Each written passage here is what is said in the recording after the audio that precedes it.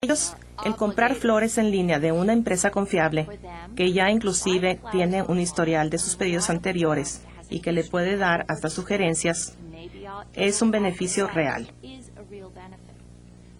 Por otra parte, para las mujeres, el comprar flores es una acción muy emotiva y sensual y es muy improbable que prefieran hacerlo vía electrónica. Ellas tienden a gozar la experiencia de ir a una florería. Similarmente, el comprar un abrigo de piel casi nunca es una decisión racional para ellas, y también es algo que se debe vivir personalmente y no a distancia.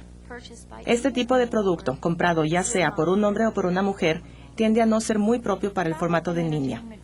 Los viajes y el esparcimiento, con excepción de la fase de reservaciones, tampoco han logrado una presencia significativa vía el Internet.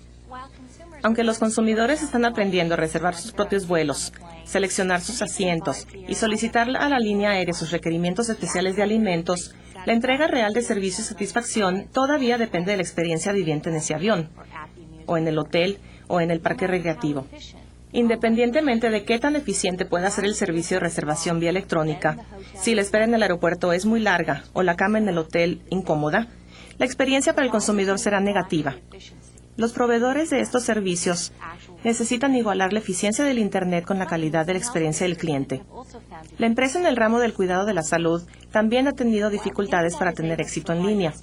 Mientras que el Internet es capaz de proveer cantidades sustanciales de información sobre la salud, enfermedades y nutrición, los tratamientos médicos en sí no se pueden administrar vía el Internet.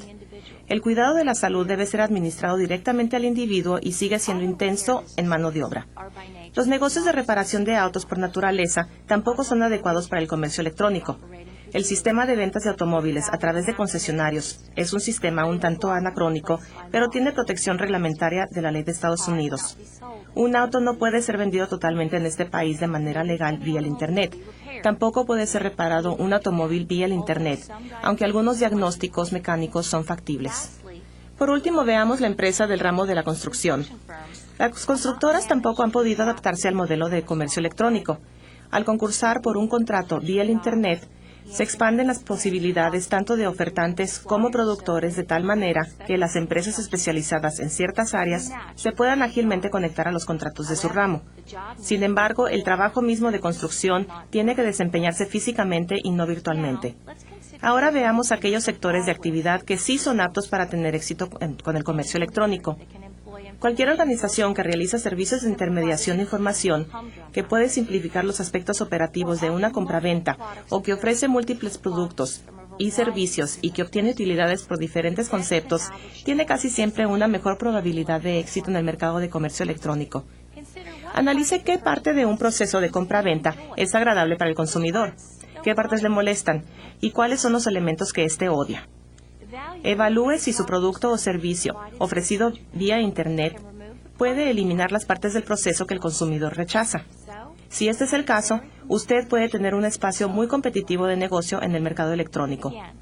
Nuevamente, permítanme darles un ejemplo fuera del Internet.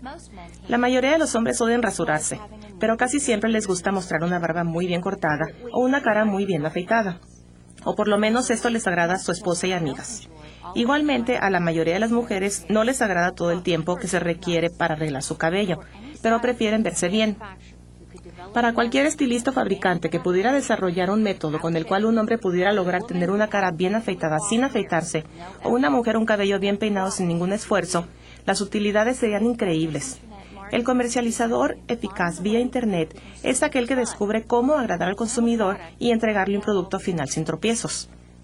Por supuesto, la empresa comerciante debe de todas maneras producirle calidad, valor y precio.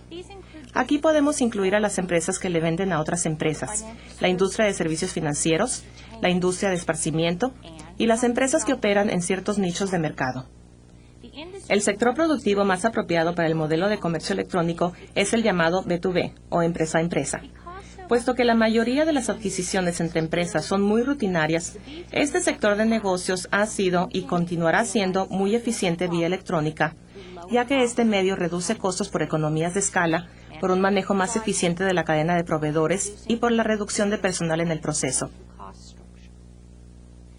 Los procedimientos de compras de las empresas e instituciones son en su mayoría muy racionales y más fáciles de sistematizar que muchos de los comportamientos de compra de consumidores directamente. La industria de servicios financieros ha ya experimentado grandes utilidades del Internet. A medida que la economía se hace cada vez menos dependiente del manejo de efectivo, los servicios financieros tales como intermediación de hipotecas, pólizas de seguros, compraventa de acciones y valores y manejo de inversiones se hacen cada vez más aptos para el manejo del comercio electrónico. Esta modalidad de actividad a distancia es muy eficaz y permite al consumidor controlar el flujo de información. El sector de entretenimiento también es muy apropiado para el Internet, ya que muchas de sus actividades se pueden entregar directamente al consumidor con cierta efectividad.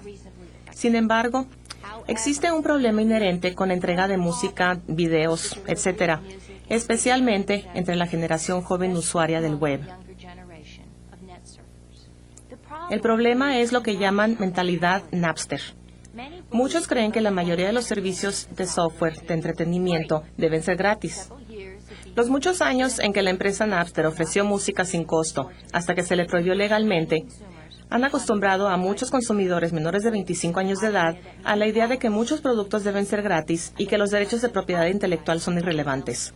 Esto es un gran problema para los proveedores. Finalmente, las empresas que ofrecen productos especiales a ciertos clientes tienden a beneficiarse de las fortalezas del Internet. Los fabricantes que tienen algún producto muy original dirigido, por ejemplo, a los dueños de cierta raza de perros que necesitan cierto artículo, o a los nadadores que tienen pies grandes y que requieren de aletas extra grandes, el tamaño de su mercado se expande geométricamente cuando entran al medio electrónico.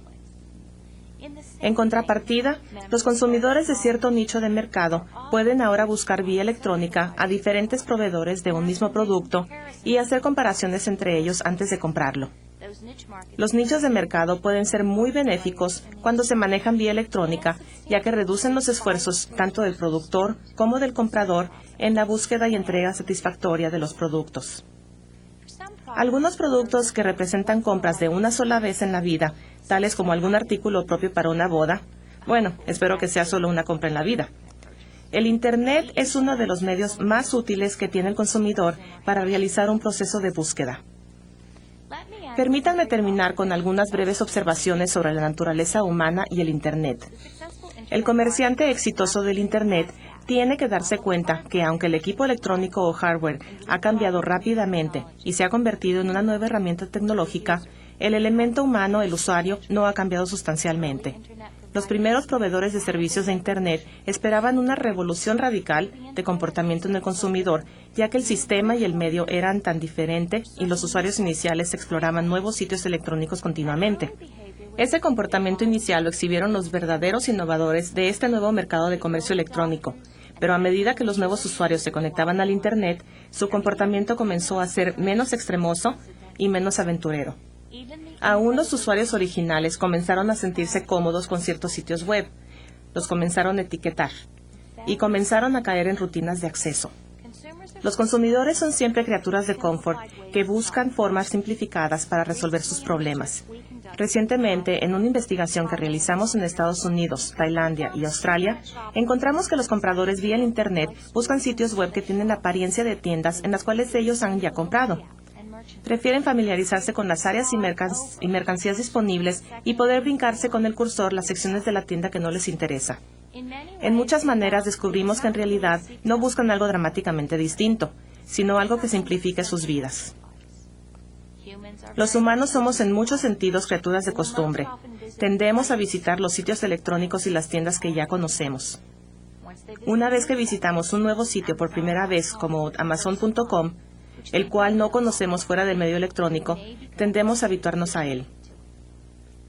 Lo que mantiene a un cliente leal a un sitio electrónico es, por lo tanto, el permitirle llegar directamente a la fase de compra sin distracciones previas, aprovechando cierta información obtenida durante su primera visita para tratarlo siempre como consumidor especial, tratando de evitarle el dolor de rasurarse o de peinarse si fuera posible.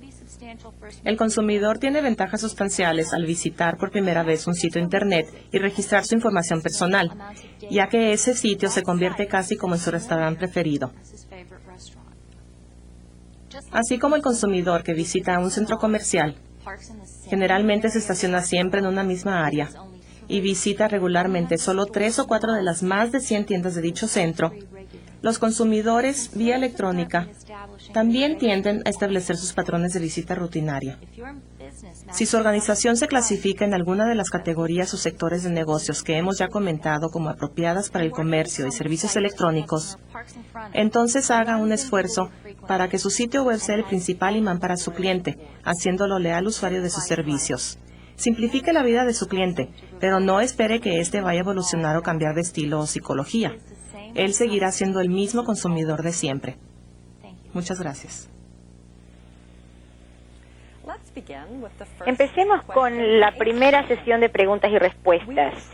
Vamos a intentar dar contestación a la mayor cantidad de llamadas. Por eso les pedimos que hagan una sola pregunta por cada llamada y que estas preguntas sean breves. Pueden llamar al estudio directamente a los números de teléfono o de fax que aparecen en su pantalla. Les recordamos que hagan la llamada telefónica a cierta distancia del monitor para evitar interferencias de sonido. Muchas gracias. Nuestra primera pregunta nos llega de México. Adelante, México.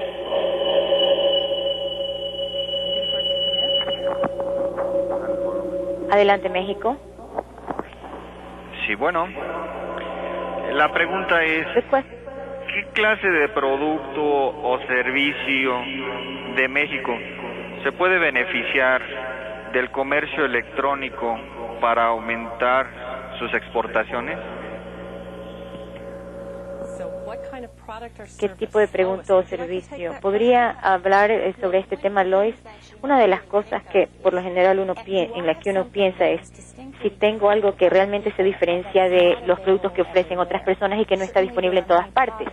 Por ejemplo, hay muchos productos que sí están disponibles en México y que a lo mejor en Estados Unidos, en Francia o en cualquier otra parte del mundo fuera de México o incluso fuera de cierta región de México no tienen acceso a ese producto o por algún motivo u otro. Ese tipo de productos, por ejemplo, serían, a lo mejor son muy locales, pero que pueden convertirse en un buen producto y beneficiarse del comercio electrónico. Puede tratarse de un bien de consumidor. No se me ocurre, por ejemplo, artesanías. Ciertamente hay muchas cosas como joyería.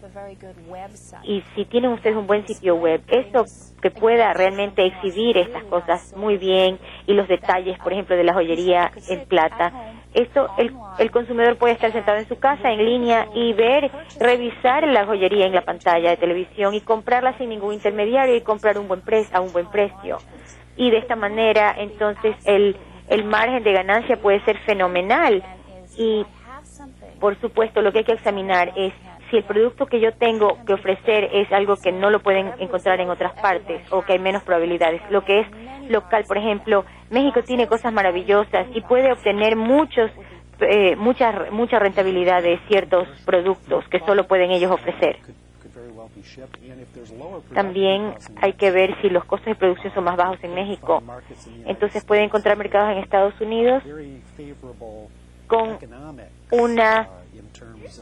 que tengan una facilidad porque de venderse por los costos más bajos comparado con los costos, por ejemplo, de fabricarlos en Estados Unidos. Nuestra siguiente pregunta también nos llega de México y esa pregunta nos llega del Instituto Politécnico Nacional de Educación Continua. Me disculpo si mi español no está bien. Sí. A ver, adelante, la llamada, la pregunta. Buenos días. La pregunta es, ¿cómo considera en el mediano plazo la frecuencia de uso de lo que es comercio electrónico en países latinoamericanos? Gracias.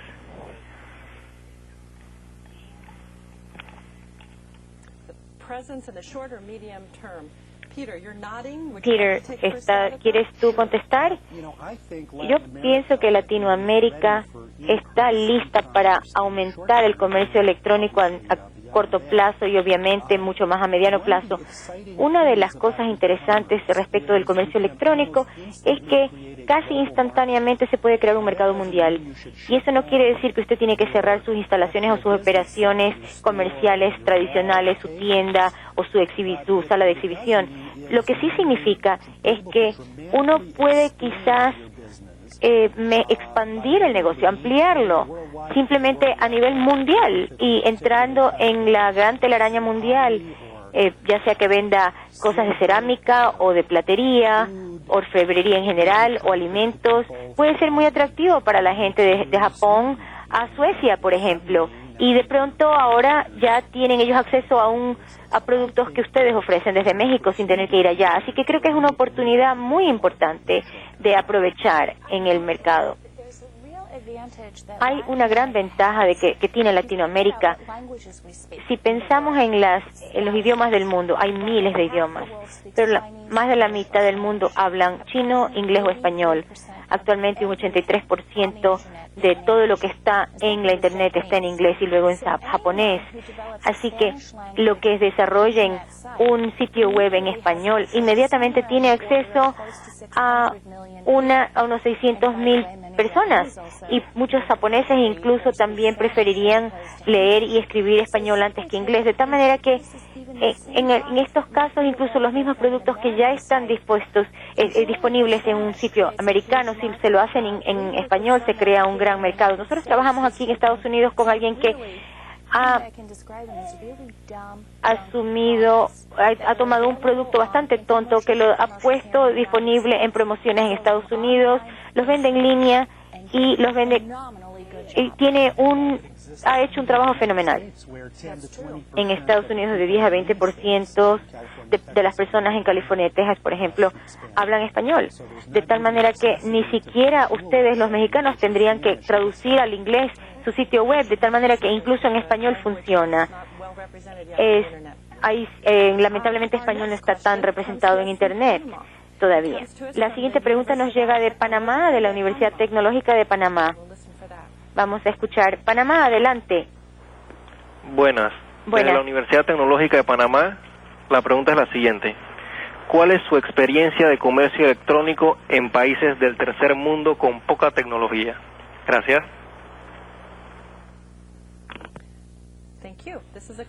Esta pregunta es sobre países del tercer mundo que no tienen mucha tecnología. ¿Qué ocurre allí en el caso del comercio electrónico? Peter, ¿estás deseoso de contestar? ¿Podrías hacerlo? Ciertamente, hay una cantidad de infraestructura técnica que se necesita, básica, para poder realizar, como decía la doctora Olsen hace un momento en su presentación. Obviamente, se necesita una conexión de Internet, un servidor de web, y los consumidores deben tener algún tipo de facilidad para conectarse a la Internet. Es necesario que tengan, por ejemplo, tarjeta de crédito o algún medio electrónico para hacer pagos y realizar la transacción, y por supuesto para verificar esa transacción y la firma. Se necesita una infraestructura que tenga facilidad, tiene que haber, por ejemplo, la facilidad para el transporte y despacho del producto que se vende también, ese tipo de infraestructura. Así que los países que tienen un mayor desarrollo en cuanto a esta infraestructura de transporte y comunicaciones, por supuesto, puede aprovechar mucho más la Internet. Por otro lado, algunos países donde, por supuesto, la infraestructura es esencial, y ya eso lo tenemos claro, pero a veces en los países del tercer mundo tienen una ventaja porque ellos pegan el salto cuántico. Muchas veces en Estados Unidos tenemos tecnologías y líneas de teléfonos antiguas. En los países del tercer mundo son novísimas porque están ya pasando a la tecnología celular directamente. Y nosotros tenemos tantos centros comerciales en Estados Unidos, Japón y Europa Occidental, y tenemos cantidad de almacenamiento de productos en los países del tercer mundo, donde este mercado todavía no está tan desarrollado. Entonces, sencillamente podemos entrar directamente a la venta vía virtual, vía Internet. Nuestra siguiente pregunta nos llega de Colombia, Medellín, de la Federación Nacional de Comerciantes, FENALCO. Adelante, FENALCO. Bienvenida a la pregunta. Muchas gracias. Buenos días. Uno de los pilares fundamentales en el proceso tradicional de comercialización son los distribuidores o socios del canal. ¿Cuál es su papel en el sistema de comercio electrónico y cómo evitar que estos vean al sitio web de la compañía como una amenaza? Muchas gracias.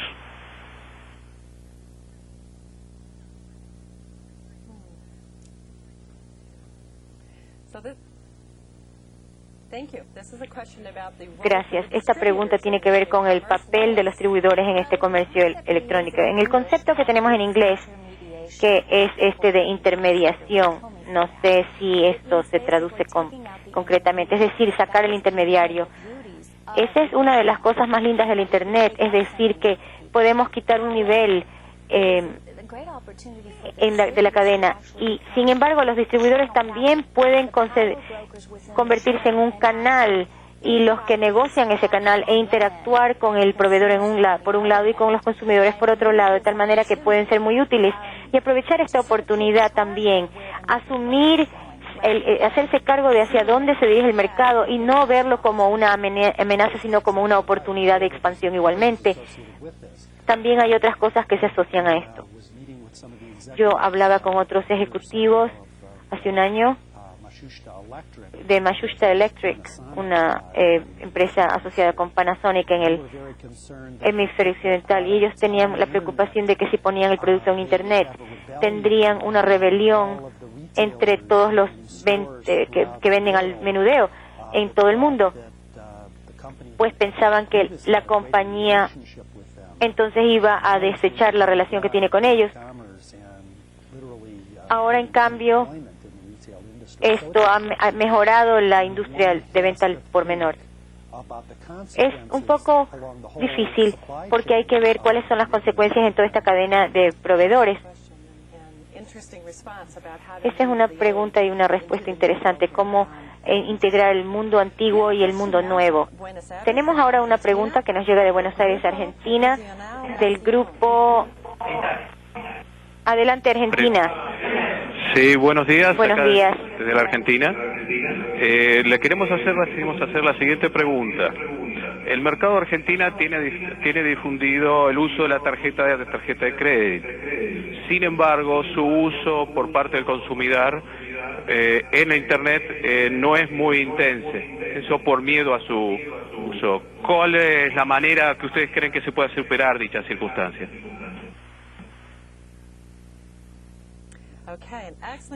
Muy buena su pregunta sobre el temor a utilizar una tarjeta de crédito en la Internet.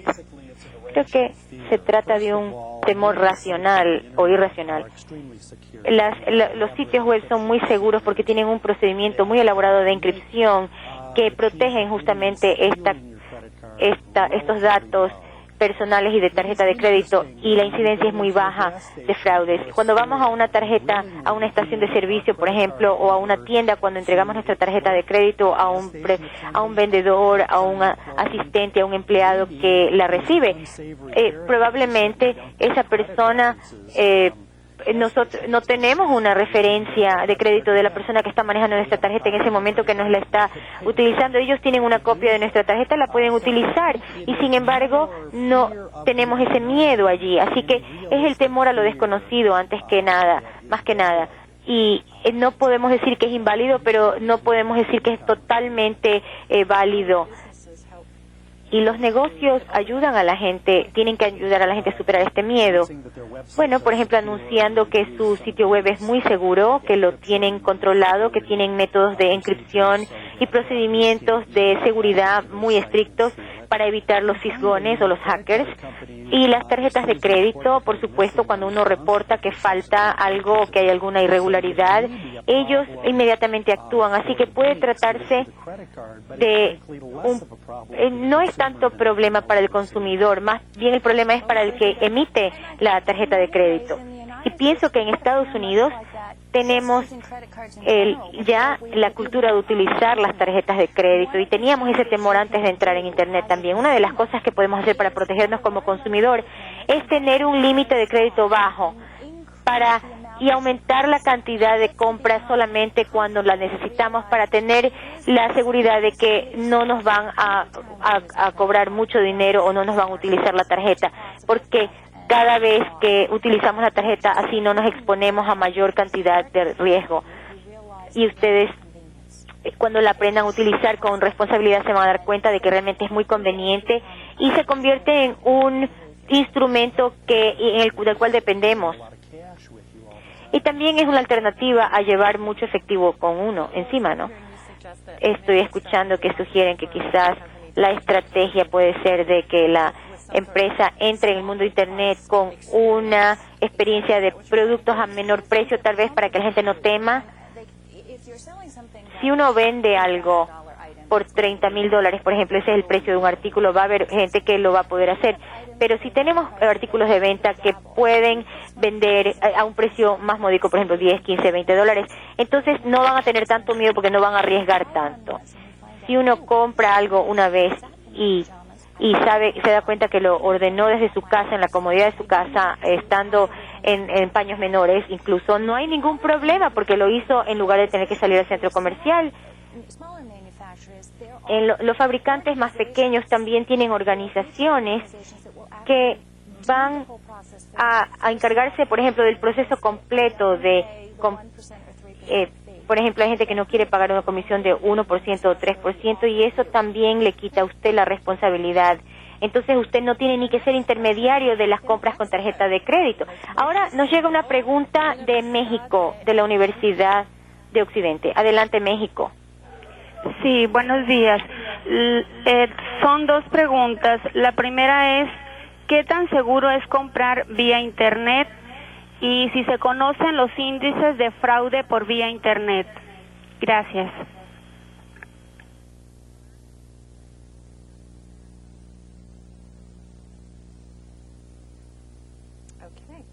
Muchas gracias. La pregunta es una continuación de lo que acabamos de mencionar, es decir, la seguridad vía Internet. Pero la pregunta específica es tuya sobre los fraudes y el índice de fraude. No tenemos estadísticas, pero yo nunca he escuchado a nadie que diga que se le han robado vía Internet la tarjeta de crédito. Por supuesto, hay un tema importante que depende del negocio al que le está comprando uno. Así que creo que es importante comprar a una empresa conocida, por ejemplo, ciertas empresas como Amazon.com, o hay unas empresas que son muy conocidas y uno puede estar muy seguro de que van a tomar su orden, su pedido, y que le van a cobrar la cantidad correcta. Y de igual manera, habrá compañías que tienen presencia internacional, compañías de venta al por menor, que ya estaban conocidas antes del advenimiento del comercio electrónico, son muy seguras y no hay que temer. Tal vez las más nuevas sean un poco más riesgosas, pero en realidad yo no creo que hay que temer el fraude, porque, bueno, yo pensaría que los fraudes son más altos fuera de línea. De hecho, incluso se escucha cada semana que hay una empresa que ha estado estafando a la gente, y si lo vemos desde un punto una compra emocional o racional, si la cosa es emocional, podría haber una situación fraudulenta, pero si el producto es más racional, entonces también la decisión es más racional de compra, ¿no? Por ejemplo, a una empresa que está tratando de lanzarse no le conviene cometer un fraude porque pierde mucho más. En Estados Unidos hay la industria de los funerales, por ejemplo. Se considera que que venden un producto más bien de emociones, y en esto sí se ve el fraude. Pero las cosas que se venden que no son de emociones, no son emotivas, entonces son más racionales y no hay tanto fraude allí. Ahora tenemos una llamada de Tijuana, México, del Centro Universitario de Tijuana. Adelante, Tijuana, México. Buenos días. Buenos días. ¿Cómo promocionar la cultura E en las empresas que pertenecen a países en vías de desarrollo, donde regularmente solo algunos sectores de la sociedad tienen acceso directo a este tipo de medios? Gracias.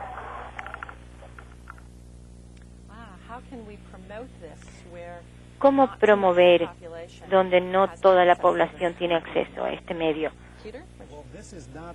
Esto no solamente es un problema en el tercer mundo, sino también en los sectores pobres de Estados Unidos, porque hay lo que se llama la división, la brecha digital, tecnológica, en que el público no siempre tiene acceso al Internet y tiene que ir a las universidades o a las bibliotecas a hacerlo, y esta sería una forma de promover. Otra cosa que nosotros como mercadólogos hacemos y decimos a las empresas es que pongan su producto, su concepto, su servicio en una película o en un show de televisión. Por ejemplo, ¿recuerdan ustedes la película Tiene Correo, You've Got Mail? Esta película fue gran publicidad para uno de los proveedores de Internet, y vieron en la película cómo la vida se simplificaba gracias al correo electrónico, y esta es una forma de integrarlo en la vida de las personas. Muchísimas gracias a todos ustedes por sus preguntas. Ahora tenemos que pasar al segundo módulo de nuestro programa, en el que Peter nos va a hablar sobre la evolución del Internet y lo que se ha desarrollado en el ámbito del comercio electrónico y los mitos. Gracias.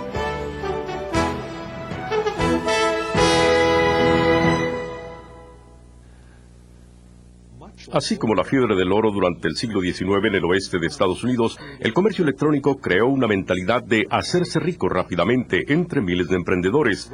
Pero así como las minas concesionadas durante la última etapa de la fiebre del oro, la mayoría de las empresas .com han sucumbido. Pero es importante recordar que aquella fiebre del oro dejó el legado de una industria minera de oro viable que literalmente se convirtió en el estándar para la economía mundial durante el siguiente siglo. Asimismo, el crecimiento explosivo y rápido fracaso de muchas de las empresas .com nos dejó una fuerte y creciente industria de comercio electrónico.